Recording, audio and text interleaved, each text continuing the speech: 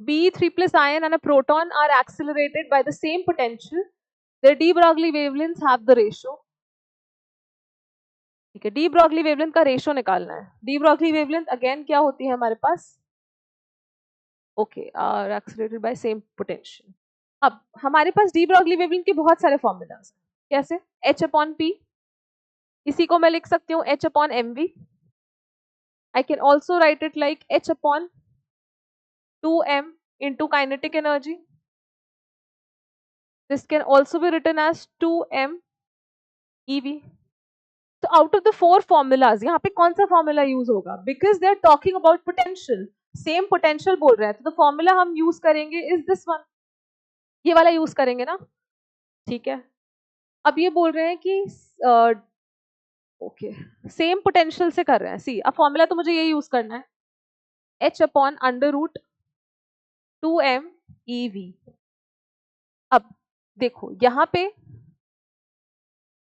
h constant है, 2 constant है, potential भी सेम है इसलिए कांस्टेंट है. That means I can say सी, एक तरीका जो इस क्वेश्चन को करने का है, जो हम लोग स्टूडेंट्स को सिखा सकते हैं, वो है दिस वन. मतलब हमने पूरा फॉर्मूला लिखा, कांस्टेंट्स को भी इंक्लूड करा, फिर लास्ट में कांस्टेंट्स को कैंसिल आउट किया. The other way we can explain it to them is this one. हमने क्या करा, जो कांस्टेंट्स है उनको पहले ही हटा दिया. हमने एक्सप्रेशन लिखा, कांस्टेंट्स है, मतलब अब मैं इधर से क्या कंक्लूड कर सकती हूँ कि जो डी ब्रॉगली वेवलेंथ है that is directly proportional to 1 upon में मास इनटू ई. कांस्टेंट्स को मैंने हटा दिया, सिर्फ प्रोपोर्शनैलिटी रहने दी कि de Broglie wavelength is directly proportional to 1 upon में root mass into the charge.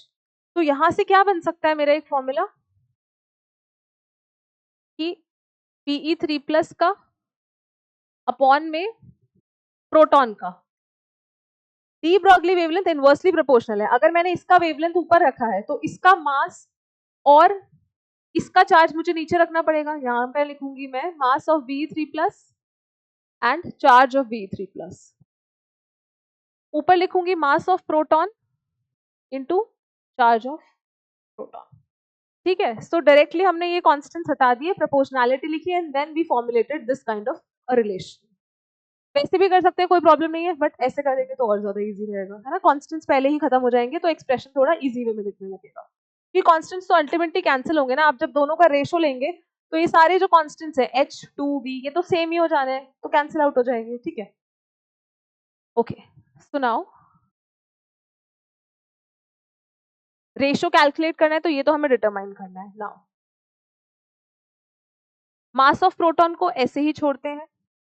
Charge on proton can be written as E upon में mass of beryllium. So Be3+ is 9. इसका जो मास नंबर होता है वो होता है 9, यानी 9 टाइम्स मास ऑफ प्रोटॉन. ये हमने ऑलरेडी मोल कॉन्सेप्ट में देखा है ना. Be3+ का जो मास नंबर होता है दैट इज 9, तो इसकी मास को मैं बोल सकती हूँ ना 9 times mass of proton. That is what I have written. Charge Be3+ पे कितना चार्ज है? 3+ चार्ज है, यानी 3 इलेक्ट्रॉन्स की वजह से चार्ज आया है, तो I can write it as 3e, है ना. Be3+ मतलब इसका charge I can write it as 3e, 3 times charge of an electron. Okay, अब बस अब तो सिर्फ कैलकुलेट करना है, कैंसिल आउट करना है. मास of proton E E, that means ये आ गया मेरे पास 1 अपॉन में रूट ऑफ 27. ठीक है, अब ऑप्शन ओके. अब रूट 27 को I can write it as 1 upon में 3√3. तो यानी कि इनका रेशो कितना आ गया? 1:3√3. Option number D. ठीक है, so this is how we can solve it.